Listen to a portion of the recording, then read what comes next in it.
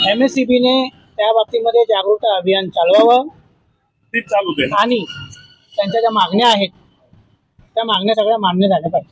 बरोबर. त्यांच्या मागण्या जनतेच्या मागण्या आहेत, त्यांच्या वैयक्तिक मागण्या नाही आहेत. आमचा पदाधिकारी स्वतःच्या साठी बसलेला नाही आहे, संपूर्ण जनतेसाठी बसलेला आहे. जनतेला जो त्रास होतोय, 2000 बिल येणाऱ्या माणसाचं 20,000 बिल येते आहे, त्या माणसाचा पगारच 20,000 असेल तर तो काय त्याने फाशी घ्यायची का? कारण आहे तुमच्याकडे, तुमच्या पण घरामध्ये हे आहे. तुमच्या पण आतली अवस्था बघितली मी. एवढे मीटर काढून फेकलेले सगळे चालू मीटर दिसतात ते. चालूच आहे. हा, कोणाची परवानगी घेतली का ते मीटर काढताना? परवानगी घेणे आवश्यक आहे. ग्राहकांनी त्याचे पैसे भरलेले आहेत, फक्त आपण सप्लाय केलेलं नाहीये.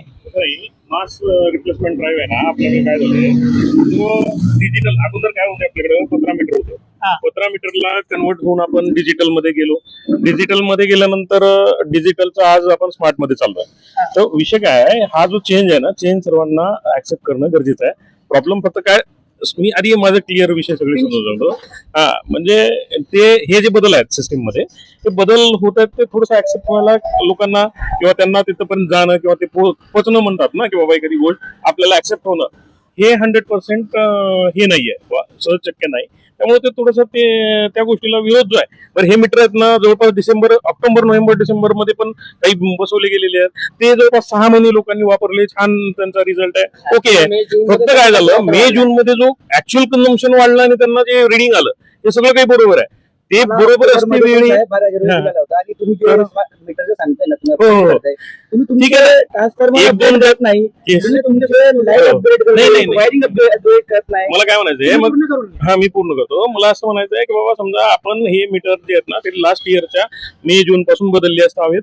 तर काही लोकांचे बदललेत, काही लोकांचे राहिले. ते जसं जमेल तसं बदलणं चालूच आहे. आज पण वर्किंग म्हणजे चाललेलं आहे, किंवा मीटर रिप्लेसमेंट हे हा ड्राईव्ह काही थांबलेला नाही. हा मुद्दा काय झाला की ज्या लोकांना 6 महिने वापरून सुद्धा त्या लोकांना समजा पुन्हा बिल आल्यानंतर काही लोकांची ओरड आहे. मग त्या ठिकाणी असा थोडी ना प्रश्न उभा राहतो. मग ज्या लोकांना समजा मीटर बसवलं याच महिन्यात, तर ते 6 महिने वापरतायत, ते अगदी आनंदी आहेत 6 महिने. आणि शेवटचे फक्त 2 महिने मे जून मध्ये बिल वाढला की मग ते त्यांची ओरड चालू झाली. तर तो प्रश्न मीटरचा येत नाही, त्या ठिकाणी कन्झम्पशनचा प्रश्न येतो. ठीक आहे. मीटरचे पण बिल आलेले आहेत तेवढेच. नॉन स्मार्ट मीटरचे पण तेवढेच बिल आलेली आहे. फक्त स्मार्ट मीटरचीच नाही आहे, नॉन स्मार्ट मीटरची पण तेवढीच बिल आलेली आहे. एक्सचेंज करताना, बरोबर. मीटर एक्सचेंज करताना ग्राहकाची परवानगी घेणे आवश्यक होती. ग्राहकाची परवानगी न घेता सगळे मीटर बदली केलेले आहेत. मी म्हणत नाही 100%, पण 80% मीटर ग्राहकाची परवानगी न घेता बदली केलेली आहे. ही घोर चूक आहे. तुम्ही जनतेने त्या मीटरचे पैसे भरलेले आहेत आणि त्या अंतर्गत ती सप्लाय आपण दिलेली आहे महावितरणने. त्यांच्या परवानगीशिवाय हे मीटर बदली करण्यात येऊ नये असा आदेश देखील आहे. ते आदेश डावलून जर आपण हे मीटर बदली केलेले आहेत तर ते चुकीचं आहे. त्यानंतर कन्झम्पशन, एप्रिल मे महिन्यामध्ये कन्झम्पशन वाढतं, साहजिकच आहे. गरमी जास्त असते, कन्झम्पन वाढतं.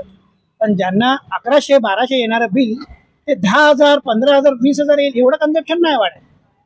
AC जरी लावली ना, पंखा चालवणाऱ्या माणसाने AC लावली ना, तर 1000चं 3,000 होतं.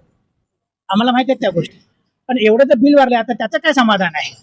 तो स्लॅब वाढतो ना, तो किती जसं जसं वर जात राहतं युनिट. आता बघा, सुरुवातीचा स्लॅब 4 रुपयाचा आहे, त्याच्यानंतर डायरेक्ट 10 रुपये होतो, त्याच्यानंतर 11 रुपये, नंतर मग 15 रुपये, नंतर मग 17 रुपये, असा स्लॅब वाढतो तो, म्हणून ती अमाऊंट वाढते.